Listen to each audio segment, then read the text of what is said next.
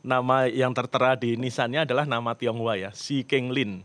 Tentara pelajar Detasemen 2 Brigade 17, gugur Kamis Pon 14 Juli 1949. Ini artinya ada keluarganya dong ya? Mestinya ada, kalau dilacak di Solo ada.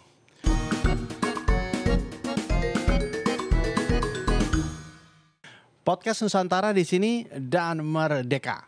Hari ini saya senang sekali karena saya ingin membahas satu topik yang selama ini selalu saya coba pikirkan, renungkan, ada nggak sih ya gitu. Dan ini cerita tentang pejuang-pejuang kita yang beretnis Tionghoa. Karena saya selalu mendengar cerita seolah-olah teman-teman kita yang di Tionghoa atau etnis Tionghoa tidak ikutan dalam proses bagaimana kita membangun negeri ini. Nyatanya sebenarnya banyak sekali. Bahkan lebih spesifik, hari ini kita akan membahas soal pejuang etnis Tionghoa yang turun dalam konteks bersenjata dan gugur dalam perjuangannya. Dan hadir bersama kita hari ini Pak Didi Kwartanada. Ya, Kwartanada. Betul. Karena anak nomor 4. Anak nomor 4 yang suka bermusik. Ayahnya yang main musik. Saya selalu tertarik tuh dengan nama-nama belakang yang aneh-aneh gitu. Iya. Pak Didi, terima kasih sudah hadir di Podcast Nusantara. Ini adalah program yang ingin memberikan wawasan kebaikan lebih banyak orang tahu, masyarakat tahu tentang indahnya Indonesia dan sejarah-sejarah yang ingin kita bahas. Dan ya tadi menarik karena topik yang ingin kami angkat hari ini adalah soal para pejuang Tionghoa ya. Dan benarkah sebenarnya kita punya banyak pejuang-pejuang Tionghoa? Tapi sebelum kita masuk ke situ, mungkin juga untuk meluruskan banyak sekali kata yang suka berbeda ya dalam konteks Tionghoa. Ya, itu memang ada macam-macam versi ya Mas ya. Yang pertama memang kalau dari orang Tionghoa sendiri, sebagian dari mereka ingin dipanggil sebagai Tionghoa. Karena apa? Karena sebutan Cina itu pernah menjadi sebutan yang pejoratif ya, yang menghina ya. Itu di masa sebelum masa reformasi lah, tepatnya di masa Orde Baru ya. Jadi ada khususnya mereka yang pernah mengalami atau hidup di zaman itu tuh merasa tersinggung gitu ya kalau dipanggil Cina ya. Tapi sebetulnya dengan adanya kepres dari Pak Presiden SBY 2014 kalau tidak salah, itu aturan resminya sudah diubah sebetulnya. Jadi penyebutan Republik Rakyat Cina itu diganti Republik Rakyat Tiongkok, kemudian juga Cina diganti Tionghoa ya. Tapi dalam kenyataannya sehari-hari itu mungkin juga tidak mudah ya. Jadi ya intinya kalau memang orang Tionghoa lebih suka dipanggil Tionghoa ya kita ikuti sajalah apa yang mereka inginkan. Artinya kata Tionghoa ini juga berlaku di seluruh dunia atau hanya untuk Indonesia? Itu memang unik ya, di Indonesia itu unik, lebih khusus ya, karena di Malaysia, di Singapura itu juga istilahnya Cina gitu. Tapi karena mereka tidak memiliki pengalaman sejarah yang sama dengan Indonesia, jadi itu fine-fine aja. Tapi di sini memang spesial ya, karena pengalaman sejarah yang ya cukup unik lah katakan. Menarik. Nah sekarang kita masuk ke isu tadi ya. Hari ini spesifik kita mau bicara yang benar-benar bertempur ya, artinya mengangkat senjata dan gugur. Bisa cerita sedikit sebenarnya berapa banyak atau adakah dalam catatan sejarah kita warga Tionghoa yang memang turun ke jalan, berjuang, mengangkat senjata dan gugur yang tercatat dalam sejarah? Iya. Nah ini memang sebelum saya mulai ya, memang di kalangan orang Tionghoa sendiri kadang juga mereka tidak mau menceritakan pengalaman mereka waktu berjuang atau soal kakeknya atau apa tidak diceritakan gitu. Alasannya apa? Takut dituduh membesar-besarkan gitu ya. Karena kan mereka tahu teman-temannya juga berjuang ya. Kenapa kamu harus seperti mengaku-ngaku gitulah. Jadi banyak sekali dalam pengalaman saya ketika wawancara itu mereka, ini kan buat apa dibesar-besarkan? Ini yang saya lakukan ini ya biasa sebagai warga negara ya, membela tanah airnya itu biasa gitu. Nah, tapi kan ini sebagai sebagai suatu bagian dari nation building, pengalaman itu sebenarnya perlu ditularkan gitu. Betul. Nah, banyak keluarga yang belum terbuka. Nah, ini di masa reformasi ini untung sekali sudah ada kesadaran, orang mulai terbuka.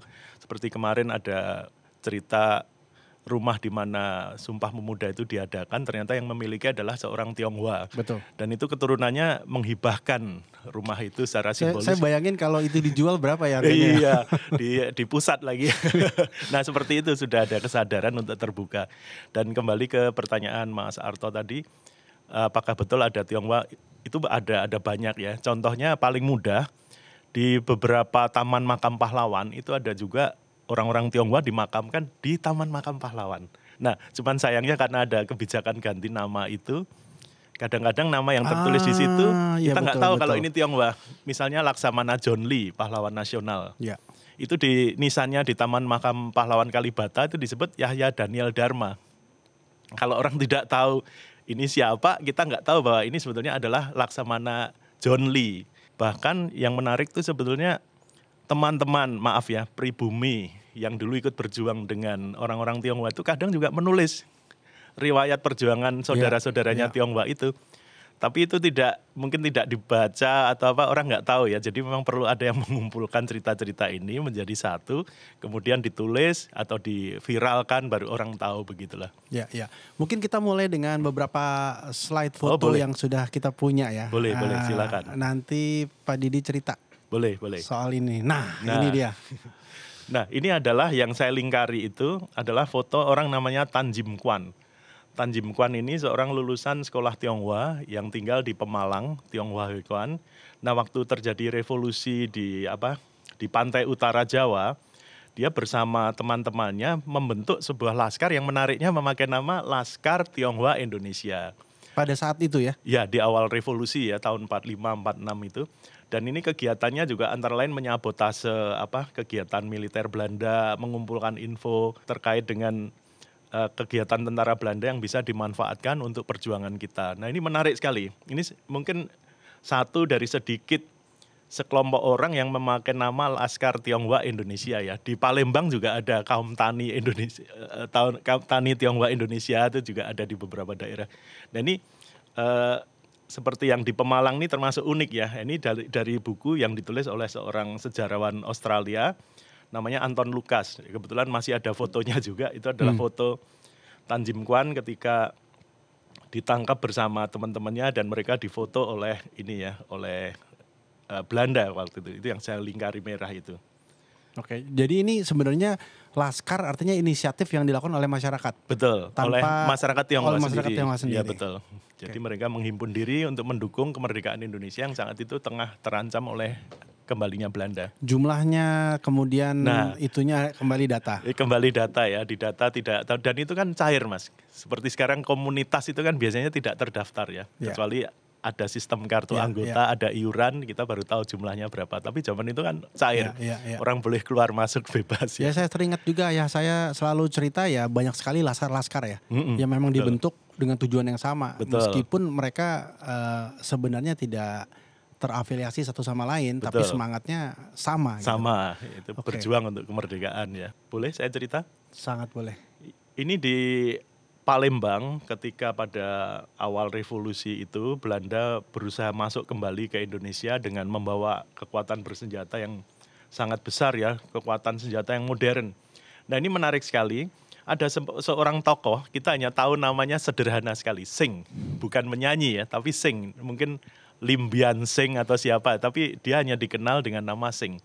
Nah, menariknya, semua tokoh pejuang dari Sumatera Selatan, mulai dari Pak Makmun Murad yang pernah menjadi Kepala Staf Angkatan Darat, kemudian juga saya lupa Brigjen siapa yang pernah menjadi Gubernur Sumatera Selatan, itu semua menulis tentang Sing ini. Jadi Sing ini adalah seorang pemuda Tionghoa yang bersama-sama berjuang dengan saudara-saudaranya dari etnis Palembang. Dia berusaha membendung hadirnya Belanda kembali di Palembang dalam peristiwa pertempuran besar yang dikenal dengan pertempuran 5 hari di Palembang ya. Nah, Sing ini sebagai seorang pejuang bersenjata itu tewas terkena peluru dan dia meninggalnya di pangkuan seorang temannya tadi yang kemudian menjadi Gubernur Sumatera Selatan ya. Mohon maaf saya kok lupa namanya. Nah, ini Sing ini sampai dibuat komik, diceritakan di situ ya. Itu di situ ditulis seorang laskar rakyat keturunan Cina bernama Sing. Nah, ini adalah contoh bahwa orang Tionghoa itu juga ikut mengorbankan darah karena Sing ini tertembak mati Dan namanya juga kita hanya tahu Sing. Nah, sekarang makamnya di mana kita juga tidak Dan tahu. nama ini juga tadi ya sudah diklarifikasi oleh banyak Betul. orang di kawasan Sumatera Betul. bahwa ada sosok ini gitu ya. Betul. Ini betul. seperti jadi merinding nih. Kayak semacam hikayat apa namanya cerita rakyat yang tersebar dari mulut ke mulut ya. Betul. Tapi ini ada buktinya, bukti tertulis dan itu kesaksian teman-temannya yang mohon maaf bukan orang Tionghoa ya. Iya. Mungkin kalau yang nulis orang Tionghoa bisa dicurigai ini dilebihkan atau apa. Tapi ini adalah teman-temannya. Bahkan Pak Makmun Murad, seorang jenderal bintang 4 juga menulis tentang ini, tentang Sing ini, bahwa betul ada pejuang rakyat namanya Sing. Nah, menariknya di salah satu buku itu ditulis, bagi kami Sing ini adalah seorang bangsa Indonesia yang ikut juga bersama-sama saudara-saudaranya dari kelompok etnis lainnya ikut mempertahankan perjuangan Indonesia.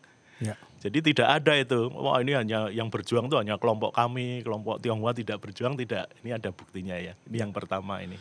Oke, yang berikut. Ini yang kedua, ini dari Solo Mas. Dari Jawa Tengah, dari Solo.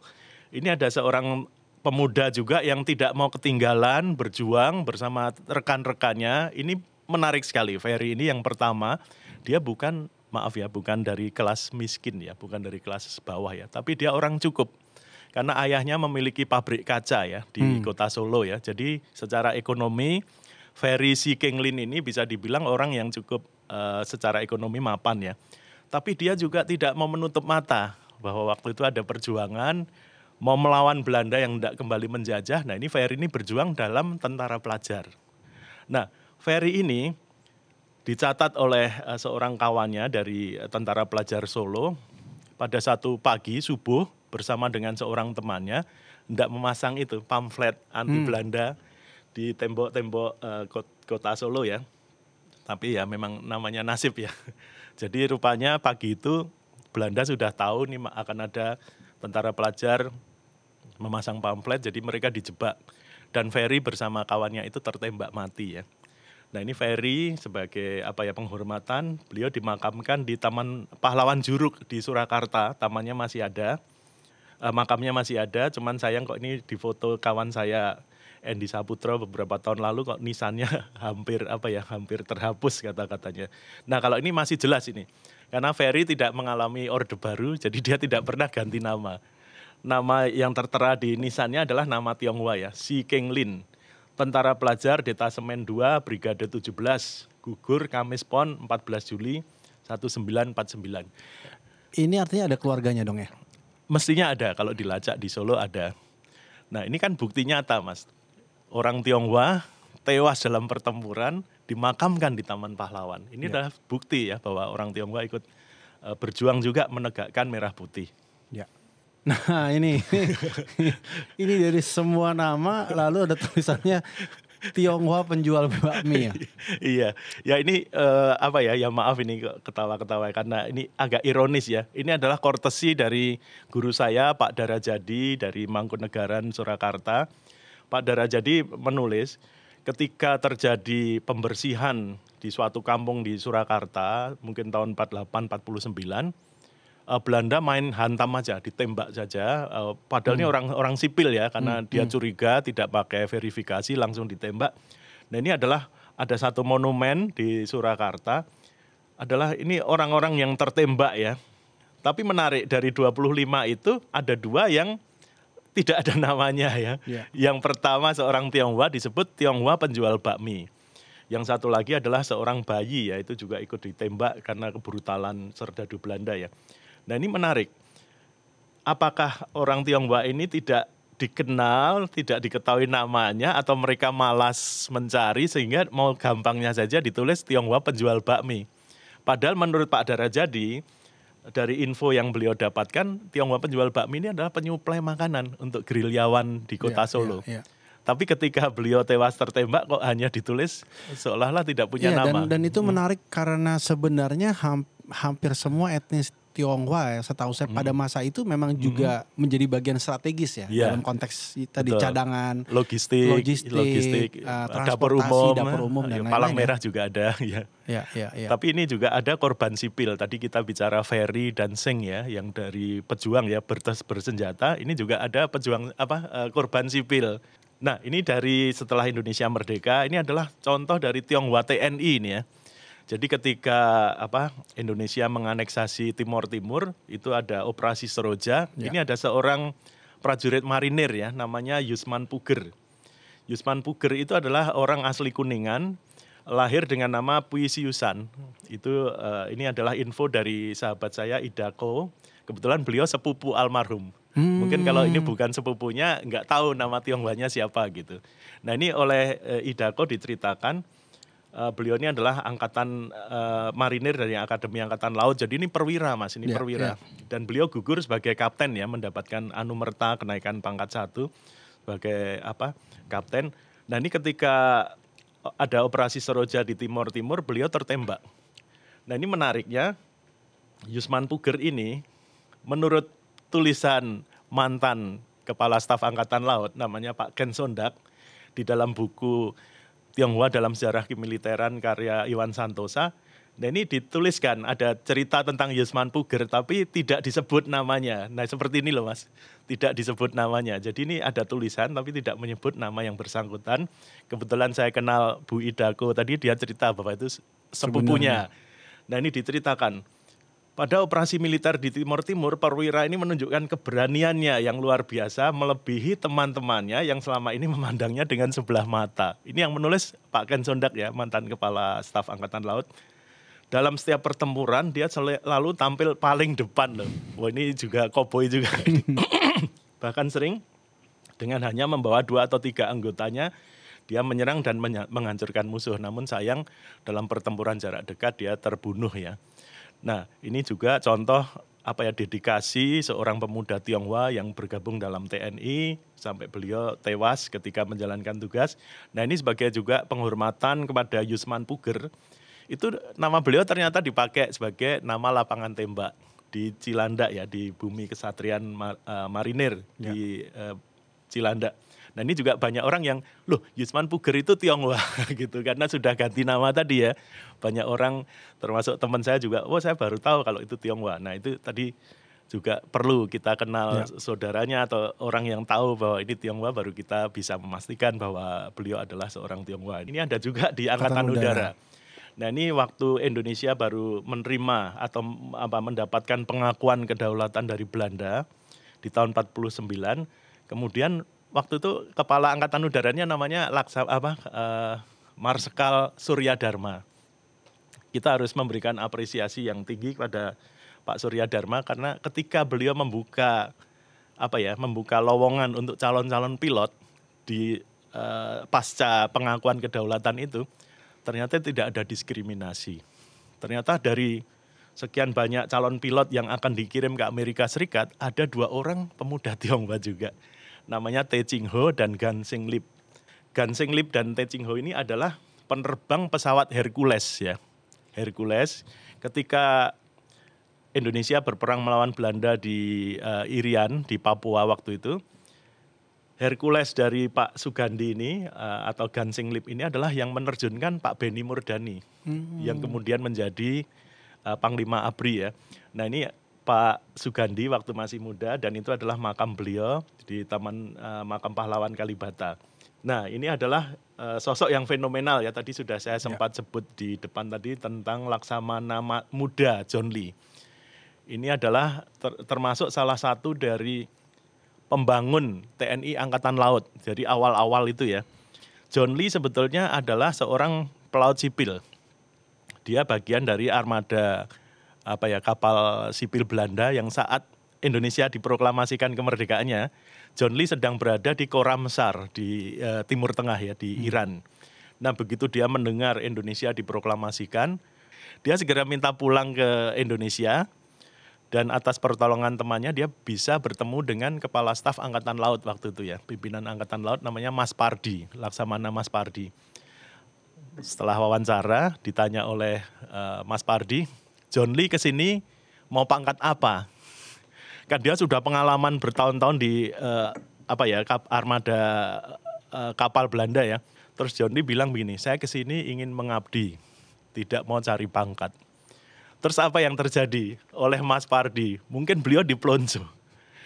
John Lee dengan pengalaman segudang itu, diberikan pangkat paling rendah, diberikan pangkat kelasi kelas 3.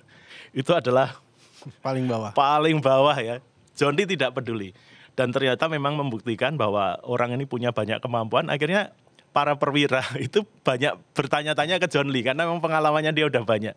Nah, John Lee sebagai orang yang sangat berpengalaman itu akhirnya mendapatkan pangkat mayor, dan ketika dia sebagai mayor itu dipercaya oleh pimpinan pucuk pemerintah Indonesia seperti Muhammad Hatta untuk menukar. Jadi waktu Jepang datang itu masih banyak stok candu ya dari masa Belanda itu untuk ditukar dengan persenjataan, obat-obatan, logistik, mobil dan lain sebagainya ke Singapura. Nah itu John Lee berjasa ya. Dan ini memang orangnya religius sekali. Kalau dikejar Belanda, dia mengajak anak buahnya berdoa. Dan nyatanya apa Mas? Tidak pernah bisa ditangkap oleh Belanda. Nah dan John Lee ini juga adalah orang yang bisa mencarikan obat-obatan bagi Jenderal Sudirman. Dan ini memang salah satu sosok yang data dan Lengkap. Biografinya lengkap ya. Lengkap, betul. Kita mulai masuk ke bagian tidak hanya laki-laki saja Mas Arto ya. Perempuan Tionghoa juga tidak mau ketinggalan. Ada pejuang Tionghoa yang ketika revolusi menyamar jadi laki-laki. Malah memakai nama Muhammad Muhsin. Padahal nama aslinya adalah Te Sin Nio. Nah ini Te Sin Nio ini adalah pejuang dari Wonosobo yang beliau bergabung dengan pasukannya Pak Soekarno kalau tidak salah namanya komandannya. Nah dia sempat mendapatkan satu bedil ya, bedil Lee Enfield ya mungkin tahu ya, LE. Nah ini menjadi salah satu modal perjuangan, tapi kemudian beliau dipindah ke Palang Merah. Nah setelah Indonesia merdeka beliau mungkin karena pendidikan rendah dan lain sebagainya, hidupnya memang susah ya, malah sempat tinggal di gubuk kumuh gitulah di pinggir rel gitu ya. Tapi beliau dengan dengan perjuangan yang gigih akhirnya bisa diakui sebagai veteran. Beliau bahkan sempat itu ada fotonya bertemu dengan Ibu Negara, Ibu Tien Soeharto. Dan ketika tulisan ini terbit, ini adalah tulisan yang terbit di majalah Sarinah tahun 84. Itu beliau belum mendapatkan hak-haknya ya, masih berusaha mendapatkan kompensasi dari pemerintah berupa rumah, tapi ketika artikel ini ditulis tahun 84 itu masih belum mendapatkan. Ini adalah contoh pejuang perempuan ya, Te Sin Nio alias Muhammad Muhsin. Pak Didi, apa yang kita bisa pelajari dari cerita-cerita ini sebenarnya? Jadi Indonesia itu dibangun oleh semua elemen masyarakat ya, tidak bisa demonize gitu. Kamu kan tidak berjuang, hanya kami yang berjuang, tidak. Ternyata dari apa yang saya sampaikan tadi, bahkan etnis Tionghoa yang selama ini mungkin kurang banyak dikenal ya dalam sejarah perjuangan, ternyata juga mengorbankan jiwanya ya di dalam menegakkan perintah dari negara lah katakan ya. Apa pesan yang sebenarnya lebih penting justru kepada generasi-generasi Tionghoa muda ya, yang sekarang juga mudah-mudahan juga tergerak untuk melihat dari sudut pandang itu, bukan hanya dari etnis-etnis yang lain. Kita semua saling belajar, saling menghargai, termasuk yang tidak kalah pentingnya adalah belajar dari sejarah. Tapi sejarah yang benar ya, karena sejarah yang nggak benar juga banyak ya. Bukan berarti saya yang paling benar, tapi harus kritis ya. Ya semuanya ada ininya lah. Baik, Pak Didi terima kasih sudah hadir, memberikan kita wawasan dan mudah-mudahan identitas ini menjadi bagian dari keterbukaan kita melihat dan menghindari politik identitas dan sadar bahwa kita adalah orang Indonesia yang satu. Iya betul, Indonesia satu. Baik, sampai di episode berikut, hidupkan cinta Indonesia.